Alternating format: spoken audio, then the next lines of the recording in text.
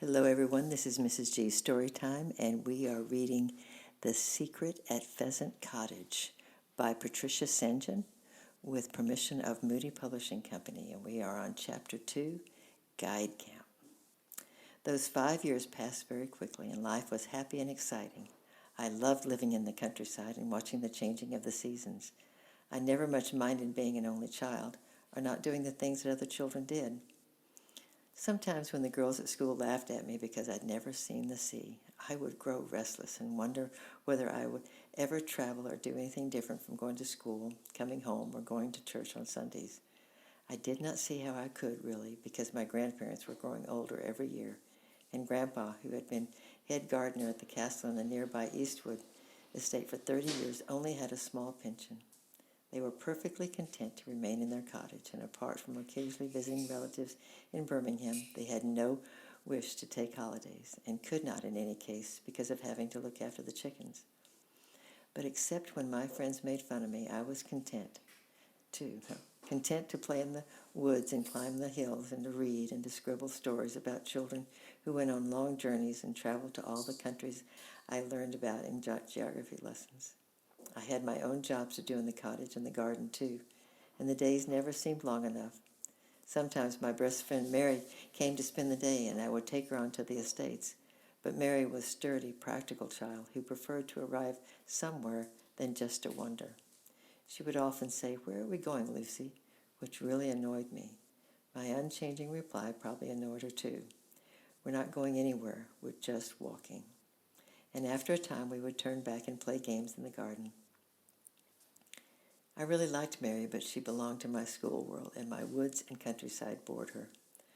But from all my happy childhood memories, one event stands out, clear and unforgettable, and that is the Whitsun Guide Camp in Clotswold, when I was 11 years old. When Gran told Captain that I could go, I was so excited I could hardly sleep for 2 nights. And when we actually set off in the bus with our knapsacks and beddings, I could hardly speak. I sat squeezing my clasped hands between my knees, bottling up all my joy because living with elderly people had made me a rather quiet child.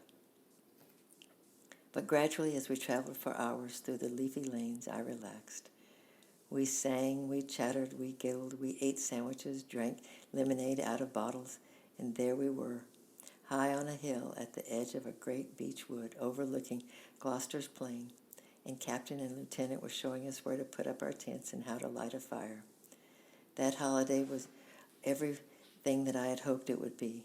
I shared a tent with Mary, and every waking hour was thrilling, from the moment we crawled out into the sweet-smelling morning to the moment we snuggled into our sleeping bags in the dark, shrieking in pretend terror when the owls hooted in the woods behind us.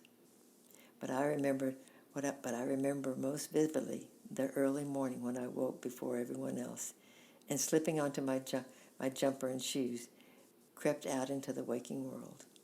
The sun had not risen long, and a cuckoo called from the beeches. Captain was up and wandering about, and she saw me. "Lucy," she said, "would you like to dress and take a message to the farm for me? Straight through the woods and climb over the stile across the hayfield, and you'll find the farmers milking the cows. Ask them to save us 15 fresh eggs, and we'll fetch them later." I was slipping on my dress when Mary's tousled head appeared out of her sleeping bag. She blinked at me. "What are you doing?" she yawned. "Shall I come too?" No, I replied hurriedly. "I won't be long. I've got to go to the farm with a message. I've got to go now, at once. You can come and meet me if you like." I shot outside, for this was my special expedition, and I had to go alone. I ran through the sunlit woods, climbed over the stile, and saw the hayfield, a tousled mess of wallflowers, all sparkling with dew. I went mad. I flung my shoes backwards over the stile and leaped and danced barefoot along the path, the flowers tickling my legs. I laughed and clapped my hands, carried away with the joy of being alive on such a morning, loving the feel of the cold grass against my toes. And then, having delivered my message, I turned back and walked more slowly, wanting this hour to last and last. But it was not to be. Mary was trotting towards me, and by the look on her face, I knew she had a secret to tell me. "Lucy," she began mysteriously, "do you know what?" "What?" I answered. "Well, I came to meet you through the wood, and Captain and Lieutenant were standing by the stile." "So what?" "Well, they saw you." "I don't care." "Yes, but Lucy, they talked about you. I heard them. They didn't see me because I waited behind a tree, and I heard them, Lucy." I was silent, desperately curious to know, but wasn't going to show it. "Lucy, shall I tell you what they said about you?" "What then?" "Captain said," and here's Mary's voice changed to sound like a grown-up's, "Fancy good little Lucy going all wild like that. There's more in that child than meets the eye." And Lieutenant said, "Oh, Lucy's got plenty in her. Her teacher says her essays are brilliant. She needs to get away from those grandparents of hers occasionally and start living." "That's what they said, Lucy. There's more, but I couldn't remember it all. And anyhow, they turned around and saw me." "How silly," I replied rather crossly.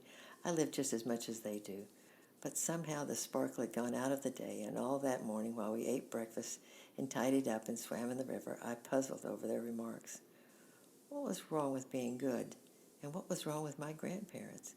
And what have I been doing all these 11 years except living? I suppose that they said it because I hadn't done all the things the others had done, and because I've never been to the sea. But after all, they knew nothing about my real life, and they'd never even set foot in Eastwood Estate. I felt rather cross all day, and they must have wondered what was the matter with me until the delight of the cooking sausages on the campfire drove the whole thing out of my mind. But it had stirred up all the old questions. I was different. That night I lay awake for a long time with Mary snoring beside me and listening to the owls and the rustle of the beech trees, and tried to remember the face of the tall man who had gone down on all fours. But it was no good. It had gone forever. Monday we will read Chapter 3, A Letter Arrives. I love you, I'm praying for you, and we'll see you on Monday, Lord willing. Bye-bye.